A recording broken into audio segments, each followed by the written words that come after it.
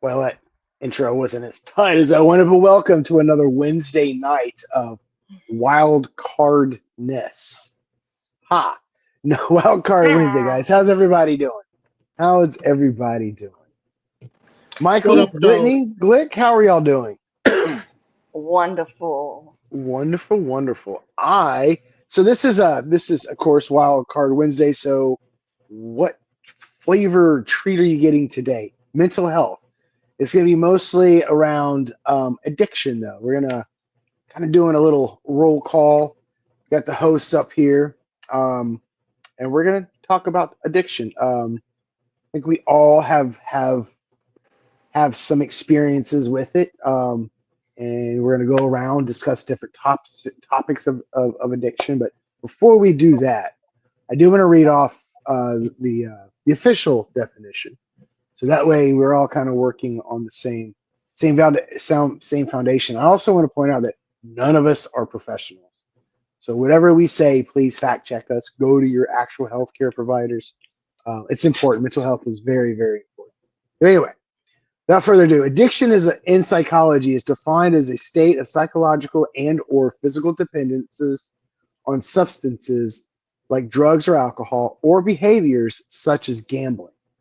It involves using a substance or engaging in a behavior that provides a compelling incentive to repeat the activity despite negative consequences. Addiction is often characterized by tolerance, withdrawal, and loss of control over the substance or behavior. It is recognized as a chronic medical disease that involves complex interactions among brain circuits, genetics, the environment, and the individual life experiences. So, that is the textbook psychological definition of addiction, which is kind of what we're going to be working with tonight. So, Michael, you had said you were looking into the brain chemistry. Yes. What addiction does is it triggers dopamine centers, like the active ingredient in whatever you're addicted to, or what action you're addicted to. In the example of gambling, just for instance, you gamble and then you get that dopamine hit, and then you want to do it again and again and again and again. You take intravenous drugs, you get that dopamine hit, you want to do it again and again and again. In clinical studies, right? They took rats. One bar was one color; it had their food pellets in it. One bar was a Yeah. different color. It had like a direct, not an injection, but a direct like infusion of opiate. They they would starve to death because they just sat there drooling, smashing the opiate bar over and over and over again. They didn't even care about food anymore. They were so dopamine blasted. Yeah. So yeah, addiction can be very self-destructive. Obviously, well, we're not rats, I mind mean, you. you really Rats can't us. compare the brains to rats, really, but Sure, we can. it is. Rats are smarter than us, if you ask me. I think basically Well, what that is, that experiment. I mean, don't. I mean, we're being compared to rats in the vein of the dopamine release, the dopamine hit. dopamine. Yeah. So I mean, rats use dopamine just like we do. Well, it's just like So when I took human anatomy, I dissected a cat because they're like us. Whatever. Back to brains. I find it interesting you dissected a cat. But yes, back to brains. Through continued use and or through continued behavior, your Mhm, brain Yeah. rewires itself Right. yeah. to increase the wanting of that thing or drug or substance or whatever, Mhm. in order to ability maximize the dopamine hit.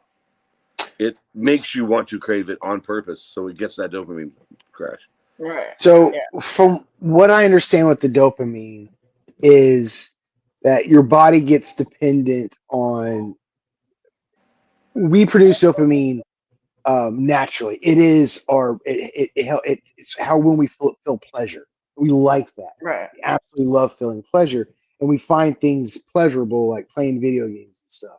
But when it comes to addiction, Or gambling you're or or something like that. gambling, but when you're doing it excessive, your brain is trained to only release dopamine when you're doing those things, and when those things aren't available and you're not getting that dopamine hit, without that comes things like withdrawal, like your depression.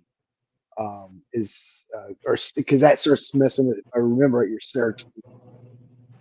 So it's Yeah, yeah. serotonin isn't there, so it's like it comes out in bad ways.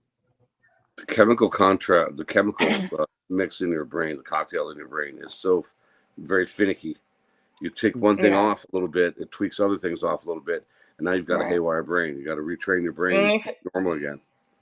Which it could create like arguments and things like you're not thinking straight. You make snap decisions or what, that if you wake up after. I'm thinking more of like the alcohol or drugs thing. It's like when you come out of it, you realize like, no, that's not really what I fucking wanted, and you like kind of come out of it. You talk when you're sober off the drug, you realize that's not what you wanted. Yeah. Yeah. Regret comes with drug use. Right. Abuse. Or addiction in general. Yeah. Because Lex, you're quiet. Yeah, why are you quiet? Why are you muted, dude? Oh, he's muted. I'm not muted. He's not. Oh, okay. You haven't been saying shit though. What you doing, bro? I think he was sharing. He was sharing out the. Oh no, I was done sharing it out. No, I was just listening. Cool. Okay. I want to make one thing abundantly clear before we really get into the meat of this. This is a show for the network about addiction. This is not some trap to get me here for my intervention. That's my one and only joke for tonight. This is serious. No, it really is. No interventions. No. So interventions that guys. I don't want to go into like how to help addiction just yet, but I would like to cover different types of addictions. I fucking vape. Probably the most common addiction that people deal with, and we all have it. Right here. Sugar. Caffeine. /food. Oh, I was gonna say, caffeine. Well, that bottle's sugar and caffeine. Sugar is an addiction that a lot of us, that the majority of us have, just based on our syrup. Yep, exactly, because it's our processed food diets that we eat, and when we don't have have you ever eaten a processed food diet for a while, and you're like, I need to eat healthy, and you try to switch right away to eating healthy foods? Yeah. Oh, it's hard. It is absolutely your body goes through withdrawals because of it. I literally my friend's mom, she had surgery, the gastric bypass or whatever, and so she had to quit all of that, and she was super addicted to it, and now she can't fucking eat any of it. She'll look through things just so she can't have it because it is an addiction. It really is. And that's not every addiction with the physical aspect. Right. Yeah. And when I quit drinking, for everybody. I want to stress drinking Coca-Cola. When I quit Coke, drinking Coca-Cola, people thought, "Oh man, did you have headaches? Did you have headaches?" And it didn't bother me, but I didn't switch completely. I switched off the caffeine, but not the sugar so much because I went to tea, which is a lot less caffeine than a soda. Right. A lot less. That makes sense. That sugar, but a lot less of it. It's interesting. I know we're going over what helps, or we're not really going over what helps just yet, but you brought up tea. I think tea helps. Tea does help. It does, for sure. With the different types of tea. I love me some hot tea. Maybe that's the British in me. I don't know.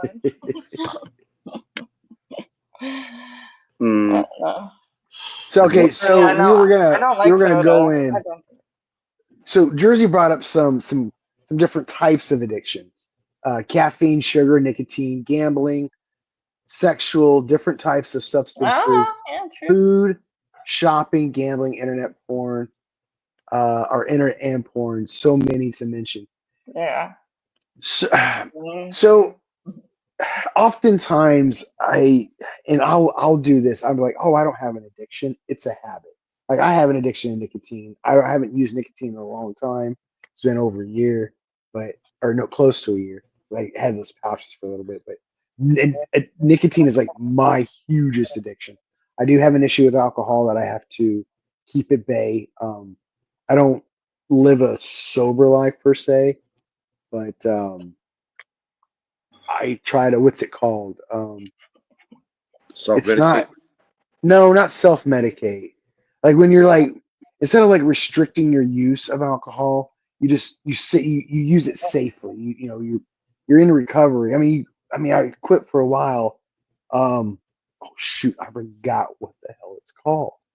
There's a name for the concept. Anyway, it'll come to me. Full usage? No, I forgot what it is. But now a lot of people will look at me and think that weed is my addiction.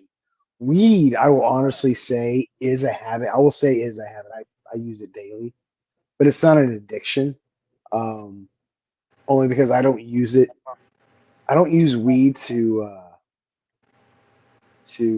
what's that word? Escape reality.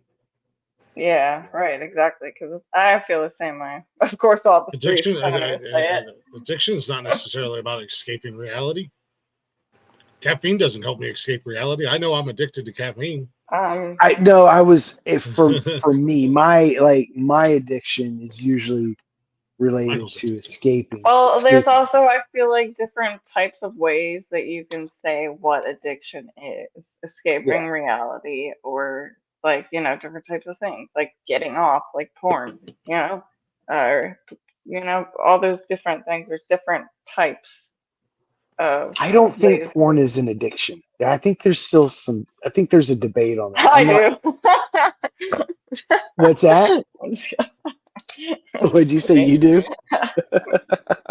Exactly, Jersey. No, I'm just kidding. I need caffeine. I believe that. But no, I got off of caffeine.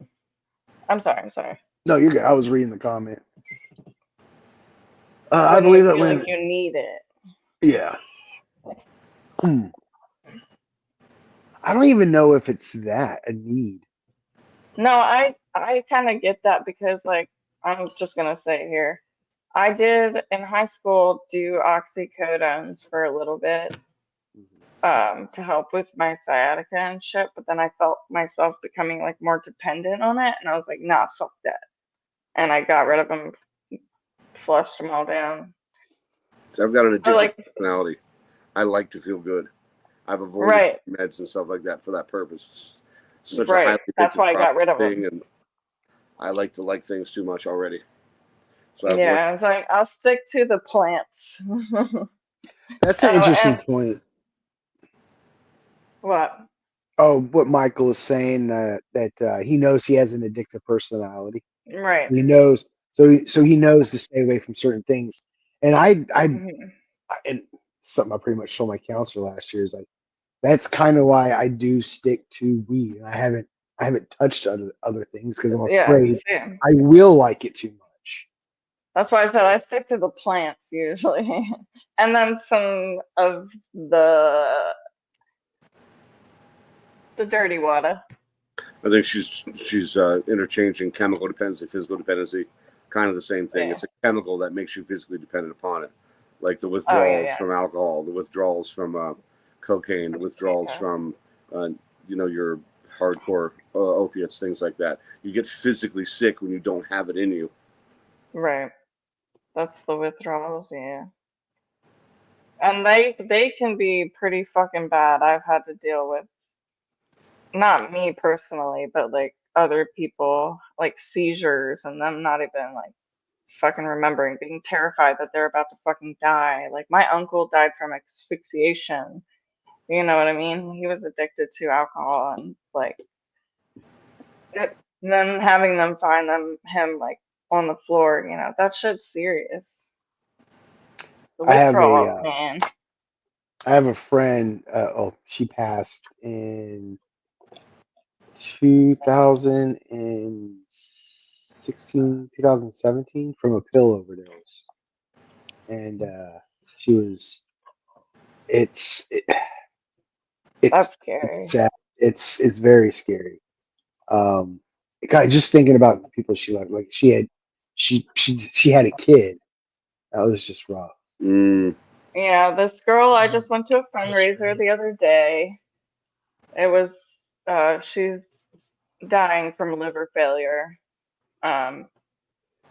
because of drinking. So yeah, that's a whole fucking thing.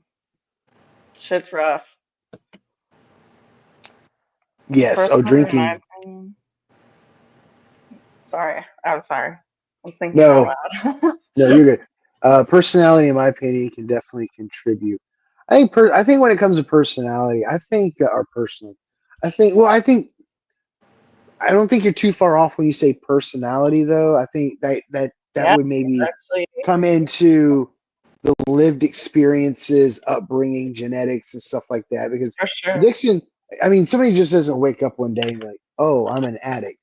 It's this thing that over time happens to a person, and for different It's sometimes reasons. like who you're around as well, like that influence you too. Sometimes, if depending on who you are, Sure. everybody's different. So Peer pressure or whatever. I get it. yeah, Fitting in. right. When we talk about Fitting recovery, So in. they can yeah, get you like have to say about trapped into that because they want to be cool or whatever. that. Over time, it's not something that happens overnight. Some people say that first hit, Sometimes it is over time. yeah, that first hit's all Yeah, it took. yeah, it definitely can happen immediately if you're doing like hard shit, for sure. I realized the first time I had a drinking problem was when I was stationed in Alaska at the time, and there was no that was like the thing to do during the winter was to drink and don't die. Those are your two options. And Cigarettes, probably and too. smoke cigarettes. Yeah, Turkey. but so I drank a lot, and I went TDY to PSAB or Saudi Arabia, and there's no alcohol, and for 2 weeks it was my first experience I ever had DTs, the drunken tremors. Like Ugh. that shit was Oh shit. real. Yeah, I've had Yeah. that before. I've definitely had that before. Yeah. Just like Some of the withdrawals from different drugs, to me, knowing about the withdrawals have scared me from wanting to use those yeah, for sure. more so than the effects of the drug, I guess you could say. Right. So like Michael was saying, like becoming aware of those types of things made him not want to do that stuff anymore as much. Like, yeah, having mental awareness. Yeah. Yeah. Oh, it's good. This is about addiction. But But shit the time fucking you've got sucks. teeth in you and you've got that addiction, you are no longer really. I hate to use the word responsible, but it is. You kind of are no longer responsible for yourself. You trade Right. everything for that addiction to feed that addiction. I mean, addiction is a monster. It's a personal demon. But it doesn't And like drugs don't destroy a life. They destroy lives. It's a crash that leaves a wake. yes, for sure. And it's like But just it is the demon, but also like just going back to the mental health thing, like it brings their brain into like a state that they don't know what the fuck they're doing. You know, they start stealing shit or You're a like passenger in taking your own body. advantage The of drug's the people. one with the keys to the Right. wheel. Yeah. and that's why I know I'm not addicted to weed. Like if I'm out of weed and I'm broke, well then I guess I'm just waiting until I get paid before I buy any more weed. I mean, I pretty much set up to where I don't have to, but I've been in that situation. It's like, well, I guess I'm just waiting. I guess I'll just wait to payday. Yeah. Yeah. Yeah. And even But like alcohol, the fact that, but hold on, okay, as a stoner, I will say the fact that you have to think that, like, of the time that you need to re-up, that is kind of an addiction. I don't think so. I think it's planning ahead. I mean, like I said, I don't use it. I use it for medicine I fuck every for fucking medicinal day, use. so I don't know. I use it for medicinal use. So I mean, that's just Yeah, like true. if you're on any other medicine through the pharmacy, Like me, you're I gonna take make my sure Yeah, private. now we're you like, have we're your not you're gonna have your smoking medicines to on get hand. high, bruh. Yeah, It's Take like, Prilosec every day so I don't get heartburn. That doesn't make me addicted to it Prilosec. helps me eat It and it makes me helps me addicted to sleep. not wanting heartburn. It's a medicine. It's a medicinal thing, right? That's different. Weed's the Look, same what do thing. you have to For fucking me, say? weed You're is so food. quiet. Knowing my mind and how I normally think is the reason I've never tried anything. Drugs. Weed is fine, but other stuff never tried. Now, Tarantula, I know you drink. And that is a drug. Ethanol is a drug. It is a drug. Mm-hmm. It's an addiction. I'm not saying she's addicted. I'm not saying she's addicted to alcohol. I'm just saying alcohol is a drug. Technically, yeah. I know a few people who like to. I want to say something about microdosing shrooms real quick. Oh Lord. I tried to, but then I just have fun with it. It's not the same. And then I just have it's fun. not the same. You need to go full force or not at all. That's what she said. So I had a weird experience with all the way, or don't do it. Can I bring up the difference between like mental health shit between like men and women? Sure. I'll allow it. Because I want to know your guys' stance on your stuff as well, because men's health is very important to me as well, because I was raised by my dad. But still,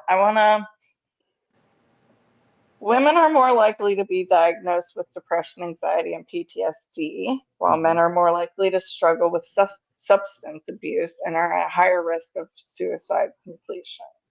Mm-hmm. So, like, it's like 40% of brain receptors are like higher in women because of their hormones and everything. And men have less, but that doesn't mean like I'm not trying to like make one better than the other by any means. I'm just like there are comparisons and like there are differences between how like women react to things and how men react to things. So like with addiction, like I don't know, I feel like it's different. The biggest difference between how their brains work.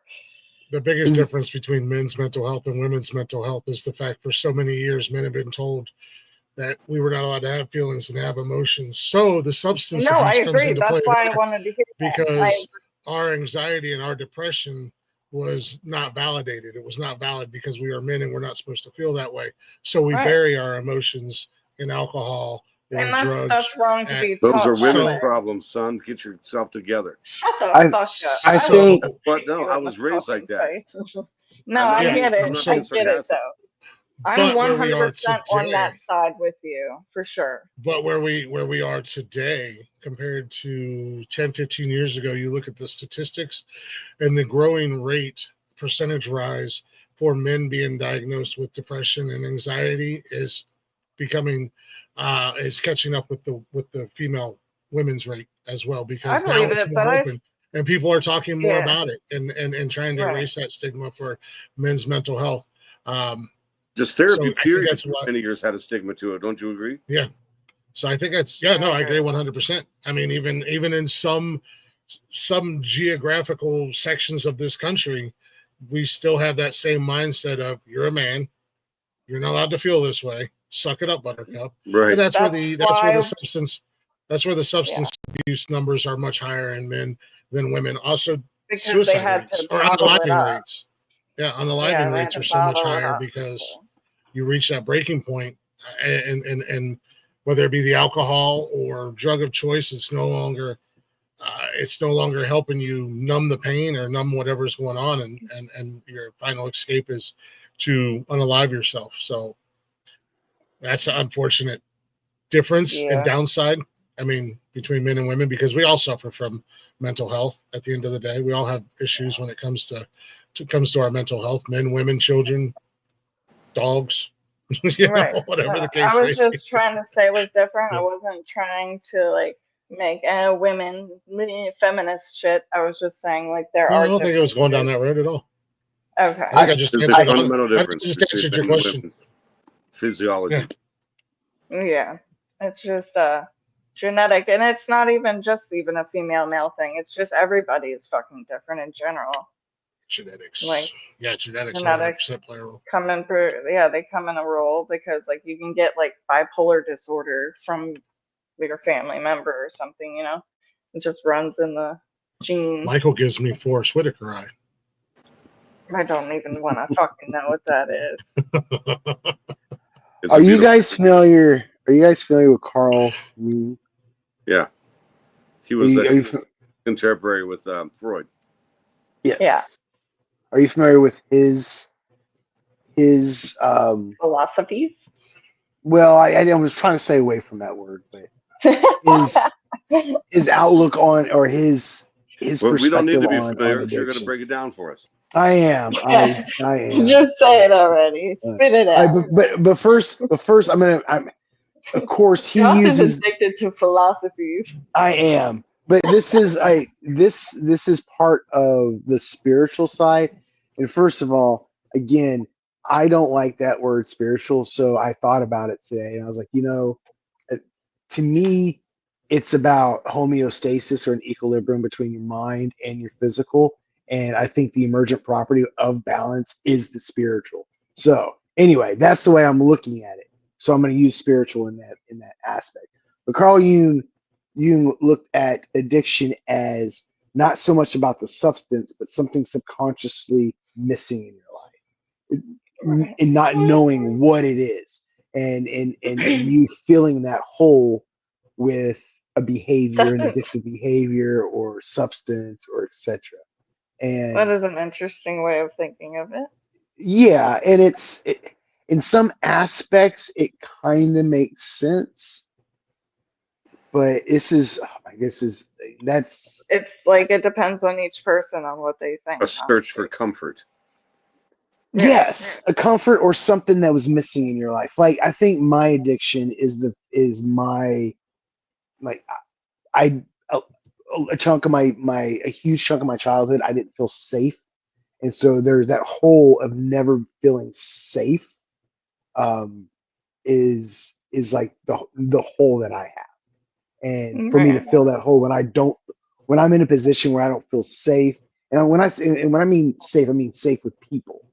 Like emotionally, on an emotional level. Like, I worked with explosives. Trust me, my physical safety is not usually a concern of mine, but my emotional state always has been.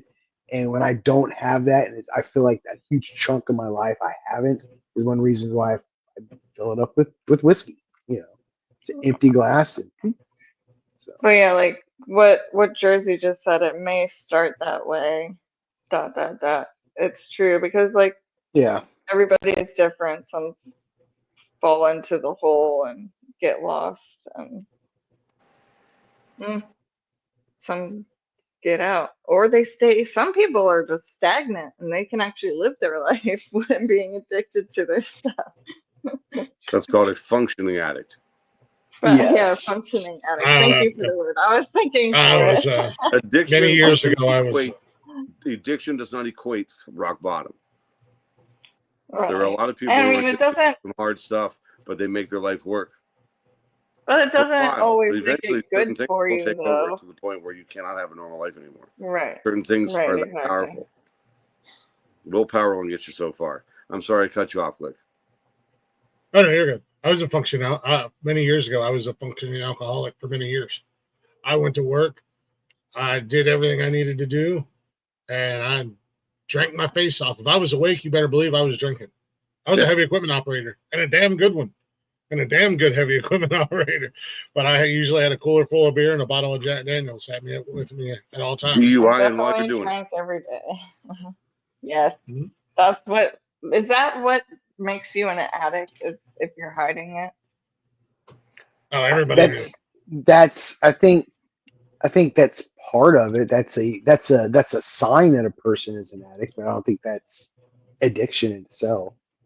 I think one of the biggest ones, one of the biggest markers, and I went through this for a long time, is denial.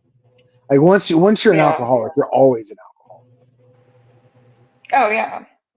No, I'm not. When you're rearranging your Tuesday to get that thing you have to have, that's when you know you have an addiction. When you're rearranging a Tuesday to make sure you get what you want, what you need.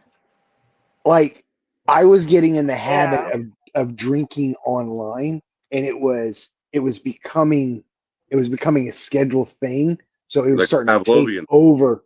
It was taking over. It was oh, I need to go booze because I'm doing a stream. And I Well, need to you drink. work at one, but like, you ever look up the time when the liquor store would open?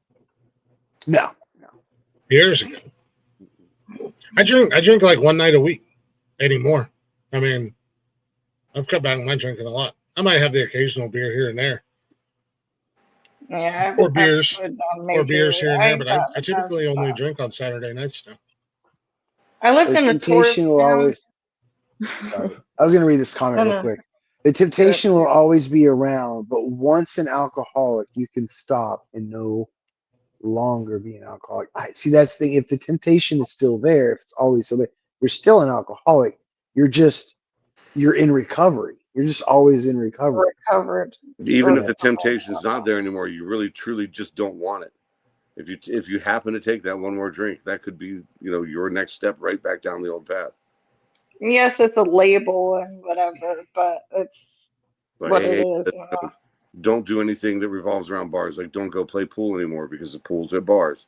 Don't do this anymore because you can only hang out at the barbershop so long until you're going to get a haircut. It's whatever you're comfortable with, honestly. Because I'm hanging out with a friend that is sober, and I've been drinking around them, and like, it just depends on who that person is and what they're comfortable with.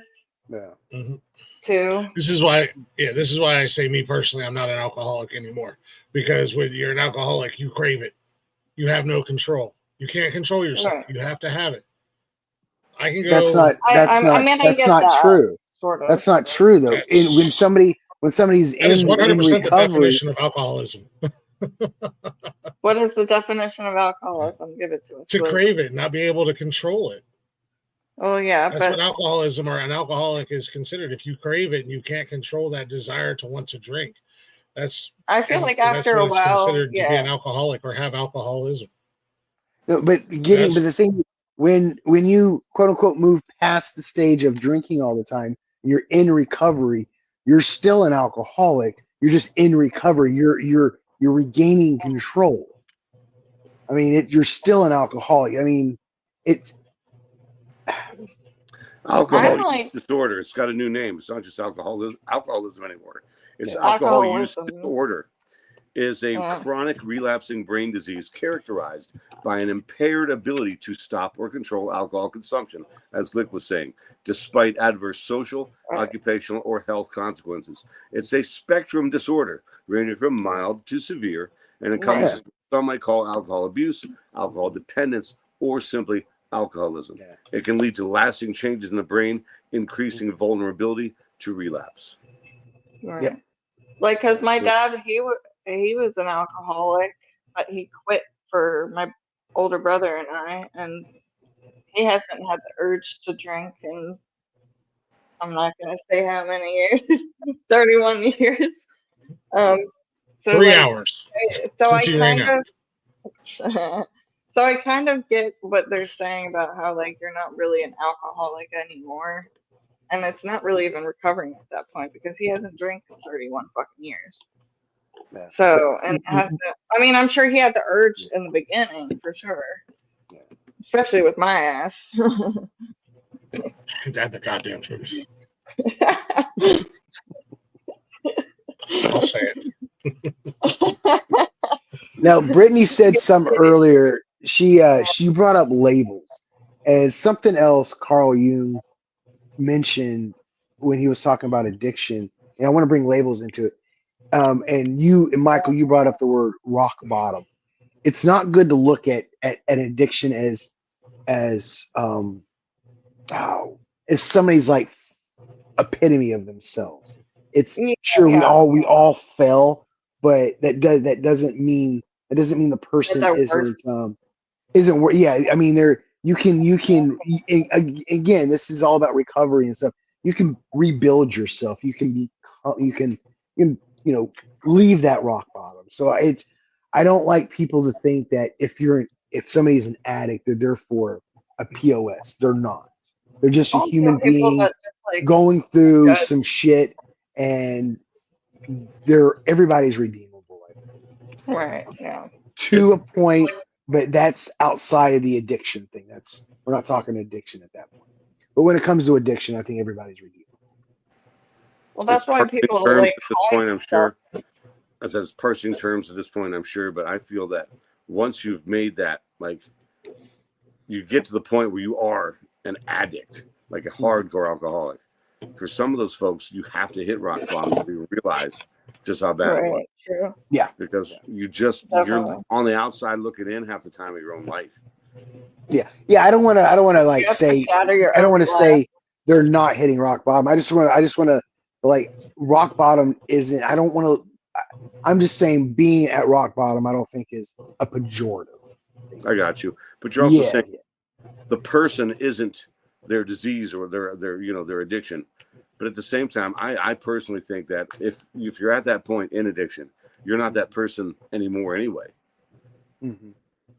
I know that is you. It's In like a sense, yeah. your addiction You're not is the person part of I you. knew and loved. You're a new person Right. now. That alcohol has completely changed and Mm-hmm. altered to where that is something that makes it's the most important thing in your life. You know what I mean? And to Yeah. choose that Like, you over love that loving person. situations and care and the interactions we used to have together because you'd rather drink instead. That is because not they're a completely I fucking knew. different It's a person. different human being. It They're not totally. shit or whatever, but they're not my friend anymore. They're not who I was, who I knew. They've become something new 100%. with something And else. it's not even that's just totally- alcohol, but again, they're just a everything. passenger, and the addiction's got the keys to the bus. Yeah, for sure. I agree. I know I went through when I went through my VA stuff last year. There was a guy in there that had, and I forgot the actual technical terms, so somebody might want to look this up. And if I offend anybody, I'm sorry, but wet brain. He's drank so much that cognitively, like he has like dementia, and it like his body's broken down, or he walks around with a walker, colostomy bag, all sorts of shit because.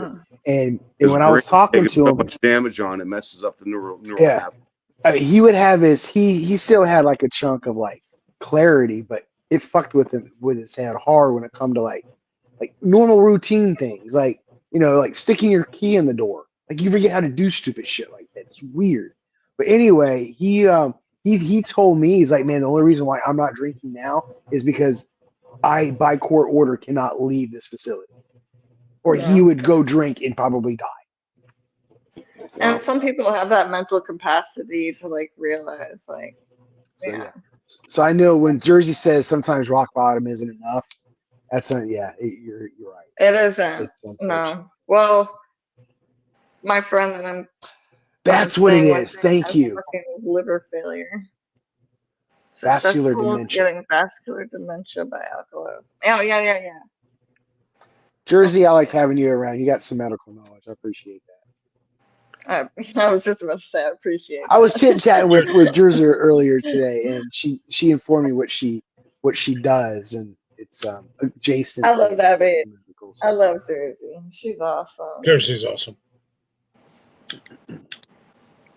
The person, not the state. Let's not go crazy. So can I, excuse me? Wait, what the fuck did you just say? He said the person, not the state. We were saying Jersey's cool. Yeah. You don't I've have never to been pay to to Jersey. get in, but you gotta pay to get out. Shut up, Baltimore. You're from Maryland. Shut up. You have no room to talk. I'm sorry, Jersey. Shut up. Whatever, man. I know So the we've heart. covered a bit of a gamut of addictions and such. Yeah. What's Can I our way bring out up of this? something? What's our way out? The in-stream button. Oh, you mean out of addiction? I'm sorry. Yeah. Fuck you, Josh. Just hit the red button. That's what. Just hit the red button. That's the way out. I think so. Like ways to help. Yeah, I wanted to bring up battle your addiction. What's your step one? Help. Because I know I feel like there's a definite step one, a absolute step one. Acknowledgement. Stop doing what? You have to want it. You're right. True. Like Well, we were talking about acknowledgement, interventions, and that's the having only to reason I want wanted to it. bring this up early. Interventions, in my opinion, probably don't work as often as you'd like, simply because they're forced on that person in a surprise scenario. Right. Put on And the that spot. person has to choose for themselves to want that. Yeah. No matter what you say about how hurtful it is, they're sitting there thinking, how long is this going to take so I can go score? Right. Brittany and I was actually talking about this, and we brought up the idea of intervention. And I think her and I had a similar agreement about talking about it, like in this kind of forum for people to hear. I think does more than a forced intervention. Absolutely. Right. Like if it's like a room full of fucking people or some shit. Like Yeah. I would be like, nah, fuck all y'all, I'm getting out of here. Like, I'm done. Destigmatizing addiction, I think is what I'm trying to say. It's just addiction like, is it's sucks. embarrassing almost in a way, you know? But if we destigmatize it, hopefully people won't be embarrassed, and they'll be able to like acknowledge and be more aware, and get the help that they need. I just feel like this, I think, because I come from a Christian family background and my grandfather was a pastor, that I feel like when I did have my issues and everything, yeah, I would not want that whatsoever. So, yeah, no interventions. This kind of shit is better. Well, there's no family that's immune to it. That's the point. Yeah. No particular upbringing is immune to it. I know Amish people who've gone through Me too. I'm not playing hardcore needle drug rehab. Really? For really real. Amish. Wow. It's legit. Damn. It's real. Yeah. It can get into any crack in your community. It will find no pun intended. It will find its way in. Yeah. You're not wrong, but damn, I didn't even think about the Amish people doing it. That's crazy. I got a lot of them around me. In 12 and a half years of driving Amish, I've learned a lot about the Amish community. And the number one thing is this: they're just like any other cross-section of society. 80% of them are just regular old folks like you and me. 10% are super extra good.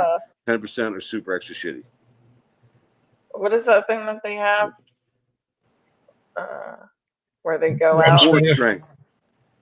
What? Core strength. The Amish workout. It's all about that core strength. No, like when they go and they... Rumspringa.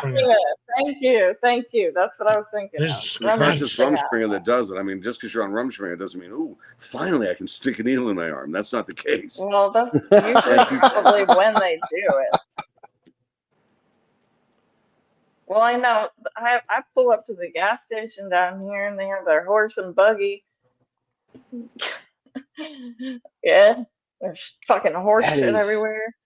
That is nuts. I don't want to go down Amish. It can get into any. It can get into any. Oh yeah, community. It can sneak into anywhere. That's the only point I was trying to make. You said. Yeah. I'll pull the story up for you just for fun later. But in it was in the mid '90s, a great big Amish party got busted, and they had cocaine and all sorts of things there that you would not expect from Amish kids at an Amish party. We'll have to talk about the Amish one time because they're pretty interesting group of people. But I want to ask Glick something. Glick, you had mentioned earlier that you've struggled with alcoholism. What things have you done to help recover and to combat that addiction? Besides, people told me to stop. although for some people that's all it might take is one for some people that's all it might take is simply get a DUI and be like, oh, I don't want to ever go through that court shit again. I'm never drinking. Well, yeah, no, and I didn't even have a drinking problem. Yeah, like I don't have. I mean, now anybody who's never gotten a DUI, if you ever get one, when you get done with their DUI class, you're gonna feel like you're about 10 seconds away from murdering your granny to go get high off something and steal some babies to get drunk because they really put you through the ringer and make you feel like a real piece of fucking shit in those classes. But yeah, that DUI had nothing to do with the drinking problem. That wasn't my point. I wasn't saying some people I wasn't saying the DUI was a problem. I was saying for some people, a DUI would make them stay off the booze. Yeah, but my point was, what steps have you taken to combat? Because you said earlier that you were an alcoholic at least. Yeah, I think I'm a little bit different than a lot of people, just because same thing with smoking cigarettes. I mean, I still have my vape and everything, but I just woke up one morning and it was like a switch hit, and I realized that whatever you want to call it, that I had lost all control and I needed to regain control. And I've never stopped drinking. That's the thing. Like I drink regardless, but I started to slowly, well, not even started to. I just stopped drinking, and then I regulated it more. I drank more in moderation, and I still have my times where I like to, get fucked up and drink a lot of beer. But it is what it is. I'm in 100% complete control, and I think that was the biggest thing before was I just lost control. Did you have any like activities or something that you did or hobbies that you would get into to like? No, I just quit. Off it because you didn't need it. Okay. No, I just quit. Mm-hmm. Like I said, I know. Not everybody can do that. I know people.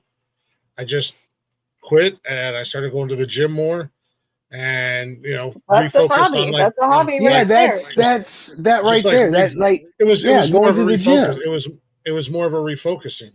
Right. Like I said, exactly. I got control back, and then it was like I got the gym, I got a new baby, like it's just put my energy somewhere else, and that's ultimately what you can do. No, but it wasn't like I went to classes or anything like that. I just quit drinking. It was like, all right, now I gotta get control. Good job. I accidentally got an answer out of him. I know I did. I did. I'm gonna leave it at that. I'm proud. I know it. Well, one, Brittany won't shut the fuck up and let anybody talk, but I also know with Blaze, if you don't give him the right answer that he wants, he's not gonna let you stop. But I also know if I dance not the right answer, then no, that's not the question posed. No, you want to say something about not shutting the fuck up, motherfucker? You're addicted to talking. How many times have you guys asked me why I'm? Okay, Brittany. I know Brittany's got some. I know she's chomping at the bit. What are some? What are some ways that you've done to help recovery? Few people that are sober as well, but like different things, like drawing, coloring, because I'm an artist. I got this adult coloring book. Adult coloring books does not make you an artist. I'm sorry. I know it doesn't, but it gets me. Hey, look at that shit. Fuck you. I'm good, but it inspires me also. So that's what inspires me to draw other shit. So fuck you. You can do acupuncture, meditating, grounding, yoga, exercise, like Glick said, going to the gym. And then like friends and family support always is nice if you have them there. Or, that's a huge one. Yeah, that's the big one. If you have the fucking support around you, that's big. Because if you're all alone dwelling in it, like, it is hard to even get a hobby or something like that. Because you're just, like, stuck. And then with the alcohol thing, it makes you depressed. It's a depressant. So, like, you get stuck in that. So it makes it hard to fucking even get out of bed. I've been there. So it sucks. But yeah, part like of the depression aspect. Right. So it's definitely a serious thing. So those are some of the things that I know that you could do. It just depends. Just like find a hobby can help you. These are all things that not only help with addiction, but just your mental health in general. In general, right? Yeah. In general, mental health in general, for sure. You're right. Actually, I don't want to sit here and say, well, if you just always keep your mental health in check, you'll never go into addiction. But I'm not going to say something so naive. That's not true. Yeah, no, but true. But yeah, preventive maintenance does help. It's not 100%, but it does help. I mean, that's a good point, Glick. Yeah. These are all things that I do just for my mental health in general. Yeah. And like if you like get anxiety, like box breathing, where you like breathing exercises, even Meditation. that's what I said. Masturbation. Masturbation even does fucking help. Having sex. It's seriously, masturbation is good for your mental health. It is. That helps me sleep sometimes. It's also good for people with testicles to help prevent prostate cancer. Yep. True. Well, I mean, yeah, you can't hold all that shit in. Nope, can't. Facts. Sometimes you got to empty the pipes. But we get blue ovaries too, man. Michael, you had brought up gambling addiction. Do you know anybody have it, or is that like your thing? It's my newest. I've been avoiding the gambling for quite a while now. As far as I'm concerned, I'm not going to talk about it either. I kind of pissed away Not me, but more thousands than I want to admit last year at the casino. Besides going down the actual, your struggles with it, like, I don't know much about gambling addiction. When it comes to like chemical dependency, I understand that more than like. I'll tell you the most interesting because gambling to me is just not something that ever interests me at all. And for a lot of people, that's the case. Yeah. It was like that for me for a long time. Then actually hitting a couple of big ones made me want to play more, to do it again. But here's the most interesting thing about gambling addiction. For a gambling addict, you would think that the big dopamine hit is when you hit for a big win. No. For a gambling addict, the dopamine hit is when they lose. How messed up is that counterintuitivity? Because they're searching for serotonin. Yeah, the dopamine hit comes on the losses, not on the wins. I find that very, very intriguing. Really? You think maybe it's anticipation to pull that lever again, so to speak? I can't explain it. I just know that I pulled it again on blind stupidity and hope. It's like, okay, it hasn't worked out the last $400, but this last 50 is going to turn it all around. Or hit big, instead of just leaving with money, get what I call getting the fever. And just want to play more and play more and play more. Oh, this machine's done. We'll go to a different machine. Oh, that machine sucks. Go to a different machine. Next thing you know, fuck, I'm broke. It boils down to that loss of control, that craving. You need it. You want it. I had a family member that had a huge gambling issue and was left for dead in an alley in Atlantic City. Still alive. I don't know how, but still alive. But yeah, because they could not. I mean, they could not beat that addiction until it was literally beat out of them. I mean, this is why I'm not married. Let's just say that. I'll keep it sweet and simple. This is why I'm not married. It's because of gambling addiction. Okay. Random. Okay. Cool. You brought up Atlantic City. Bro. I've been down there, man. What's this say? E-break? Watch this, guys. Have you? Wait, did you? Sorry.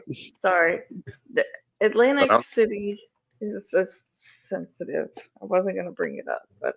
Change your name. E-break Brittany. Alcohol for me. You fucking broke me. My impetus was my second DUI. I crashed pretty bad, completely blacked out when it was happening. And I woke up to the authorities tapping on the one window that wasn't shattered. Busted my knees up real bad. Affected the way I walked for quite a while. I'm still not right in my knees. I mean, that was a big wake-up call. And I quit cold turkey for several years. I do drink again, but I mean, if I'm driving, I'm not drinking at all. Or I'm very, very careful about how long I'm there, what I drink, and when I leave. There will not be a third. I will not crash again for that reason. This is true too. I've witnessed this man buy a 6-pack and not drink a single one. That's the thing. If I were to buy a 12-pack, oh, he actually did tell me that in January, it's gonna at least 10 of them, unless I've had company, are still there on Christmas Day. I don't have that. Once in a while, I do want to drink, but here's my thing: if I want to drink, it's to get drunk, not just to be social. Yeah. And I will get drunk, but it's not like I let it affect my decision making to the point where, okay, I'm super drunk, but fuck it. I'll just drive this one time. No, I will drive 0 times. I'll stay, or I'll sleep in the car or whatever. I will do anything but drive if I've been drinking heavy. I know better. For sure. Period. Fair. So like shit, that night we did the 100-shot challenge. I'd quit drinking for several hours before I left, and most of it had exited my body anyway. And I made sure to eat good, rehydrated. I had my Gatorades and I was drinking water as well. I didn't drink that much anyways. I was more tired. You know, and Michael brought this up earlier in the show about how addiction affects not just the person addicted, but everybody around you. Because our actions don't happen in a vacuum. Like they impact people around us. Like it's like the world is not an Overton window, a Venn diagram. But and that's a good, because I know fetal alcohol syndrome's a thing, and so I every time I see, because I work in a liquor store, I see addicts like daily, and that's always a big one. It breaks my heart when a pregnant woman walks in and buys a bottle of booze. I'm not saying it's always for her, but I know sometimes it is. And I can't say no. I have to still say. They're allowed a glass of wine, okay? Huh? They are allowed a glass of wine a day, okay? Brittany Smart absolutely drank a lot when she was pregnant with Brittany. I don't even have kids. I don't fucking know. That's speaking of wine, the thing that keeps me still drinking, and the reason why I can't permanently put it down, is I enjoy exploring the different types of beer, huge craft beers. And lately I've been exploring Cabernet Sauvignons, Cabernet Sauvignons, wine. I never really drank cabbies, but somebody suggested it. I tried it, and I've been kind of going through the wine shelf at work buying random bottles. And this week alone, I've had 3 bottles of wine. Not proud of it, but yeah. But it's like I'll get it out of my system, and now it's like I won't drink for a while. So, or I'll probably have a beer or something like next week. But no judgment. I haven't had anything to drink since Saturday. Good. Not bad for an alcoholic.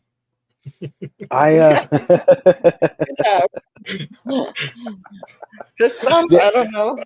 I'm drinking a lot of water and a lot of tea. At my liquor store, we have a pregnant woman who still come in drunk and buying more. Yeah. Sorry. What? Yeah, that's an unfortunate thing. Oh, she was.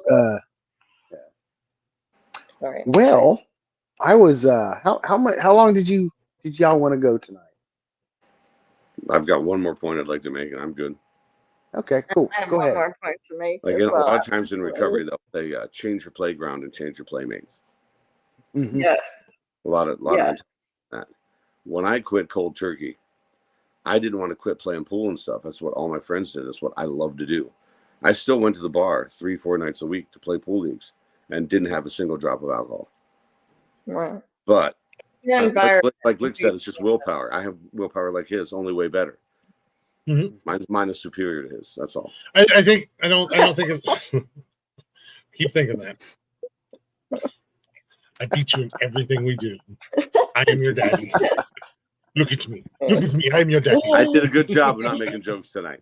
A very serious topic, and I'm glad that we did this. We should do this more often. Yeah. And in all honesty, it's about regaining with any addiction, whether it be gambling or substance abuse or drugs or porn, masturbation, video games. I had a friend of mine who lost his entire family because he was literally addicted to playing video games. That's all he did. His wife left him. His kids don't want nothing to do. Synonym for lazy. Yeah, that reminds me. His wife left him. His kids wanted nothing to do with him. Like, he wound up back home, and that's all. That's literally all he did. And I don't know. He was part of that circle that having got a screen in front of them. Yeah, it was a part of that circle that got ixnayed when I started closing my circle in. But it's all about regaining that control. And if you have control, like you said, Michael, you could go and still be in pool league and not want to drink. I can go see a band play at a bar and drink Pepsi all night. and have just as much fun as I could drinking. There's some shows I drink on Saturday nights when we do shows, but when I started doing this, like Blaze said, he You'll drank when he remember was it better. online. Every show I did, I drank.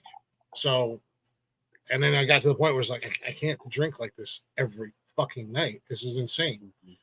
So then I started limiting myself, and I would drink specific nights, and now it's just down to Saturday nights. And even there, and then there's been a few Saturdays where I haven't drank recently, That's where I good. haven't drank. I'm So glad you realized that. That's awesome. it's just about control. Angel Yeah, says, remember exactly. everybody, next month starts the cold months, which most people are depressed and maybe so another closer to Thanksgiving and Christmas to help let people know others still care. Yeah. I got my vitamin D supplement. Sadly, seasonal affective disorder. Sad. Yeah. Seasonal depression. Yeah. I get, matter of fact, I have my VA appointment in September on the 9th. And during these months coming up, I always get prescribed vitamin D supplement because I can't, because the sun's gone a lot and it affects me. That's why I spend a lot of my time out in the woods, out in the nature, out in the sun. Yeah, and stuff. same. Because if I don't have that, I get real depressed. So You're a sojourner. yeah. What's that? You're a sojourner. You're a traveler. I'm a feral fucking human being. I'm nomadic. I am. I dig it. Me too. That's why we're Sterner buddies. Definitely good. Definitely good. Angel, definitely good. Do it for yourself, not because of us. Do it for yourself. How do you guys feel about tolerance breaks or like a dry week or two? Like I do it for weed occasionally. I'll take a week off where I just want to feel just to tell myself I am in control. Booze, I know a lot of people do that too. Like I know a lot of people in the alcohol industry because they drink a lot. Like if working, I feel like it's easier to do it. Much love on It's easier to do it with weed instead of booze. I'm trying to every week. What's that? I do it every week. You know, Britt. I drink on Saturdays, and then I'm dry the rest of the week. You said it's easier to do. That's what I'm saying. I mean, it's easier. You said it's easier to do with weed outside of alcohol. When it's an addiction, it is easier. Well, I mean, to help prevent. I'm not calling you an addict, so I wasn't saying I would love to see you give up weed for a week. No, one whole week, no weed. I'm already a bitch. Like, you want to bring on the real bitch? Like, addict, ladies and gentlemen. Addiction, ladies and gentlemen. Addict. Make excuses for it. Why you do it? It's like you annoy the fuck out of me. I still have my nicotine because if I didn't, I would kill somebody. But I know that I gave up nicotine for several years and I never murdered anybody. I just made excuses. Now I just have it because I enjoy it. So leave me alone. He ran out of excuses. But on that note, does anybody have any final points? Don't do crack. Yes. Don't do crack. And if you do crack, do it with your friendly neighborhood. Okay. The DARE program was a crock of shit. But I do want to say. I'm sorry. I want to give a shout out. Go ahead, Michael. Tune in tomorrow morning. Yes, tomorrow morning, Chronic Contemplations with Michael and I. And apparently, I guess that's a very, very funny name. Very funny name. Chronic Contemplations. Hey, it makes sense for what we do on Thursdays. I know. I was commenting on the show you were on Monday. The host really thought that was a funny name. I laughed. I don't think he understood what it meant. I would like to I like to give him back doing charity work for the special needs. Mike, that's nice of you. Slumming it. So if you guys like us, I know what I was trying to do. I wanted to give a shout out to we got a bunch of new followers on Facebook.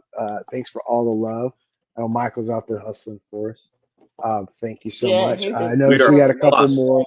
Plus 131 new subscribers.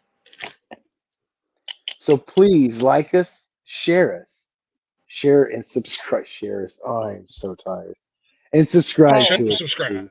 motherfuckers. Yes. Share, like, I'm not and an addict. subscribe. 9 out of 10. Pass. I wasn't gonna do that one today. Well, real quick, shout out, 141 new subscribers on Facebook this week. Nice. real Let's go. quick shout out to the not one show, but the network. We have for 6 weeks consecutively, 6 weeks in a row, we have remained in the top 10 for top podcast in all of Ohio. And I would like to say, all you Buckeye podcasts, all you Ohio State Buckeye podcasts, some of these podcasts hosted by former NFL players and former Ohio State players, you can suck my dick and eat my asshole because the Nonsensical Network is coming for that top spot. And But to more be important in than Ohio- that, thank you to all the listeners.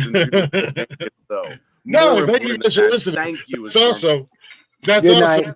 Get us to number one because we are one of the only non-related Buckeye podcasts in this list. There's like one other podcast that's not Buckeye football related that's in the top 10 outside of us. So Buckeye Rarefied it. football is obviously oversaturated and completely unnecessary in Ohio. And thank you guys in Ohio for opening your horizons and expanding your minds and listening to something other than the mindless Ohio State Buckeye that's out there.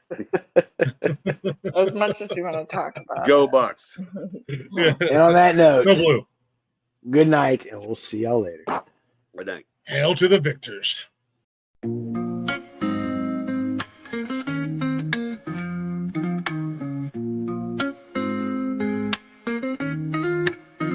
Nonsensical network, different flavor every day. Movie talks, new flicks hitting the display. Microphone magic, musicians spill the praise. From reptiles to motorsports, burning rubber craze. Football clashes, touchdowns, epic plays. New spinning, catching on the latest phase. Gleaming cars, engines roaring up the pace. Street tales, urban stories we embrace. Tune in, every week diverse. Groove to the beats, let the rhythm immerse. Lyrics flowing, ciphers full of verse. Nonsensical network, feel the universe. Interviews buzzing, stars in the circuit. Worlds of tapestry, pieces we interpret. Hip-hop to rap, the flow never stagnant. Reptilian tales, nature's arrangement. Cars with muscle, engines with might. Motorsports roaring, speed in the night. Discussions heated, always a delight. Network of nonsense, but the vibe's just right. Tune in, wait for that beat. Flow so seamless, feeling so sweet. Urban grooves,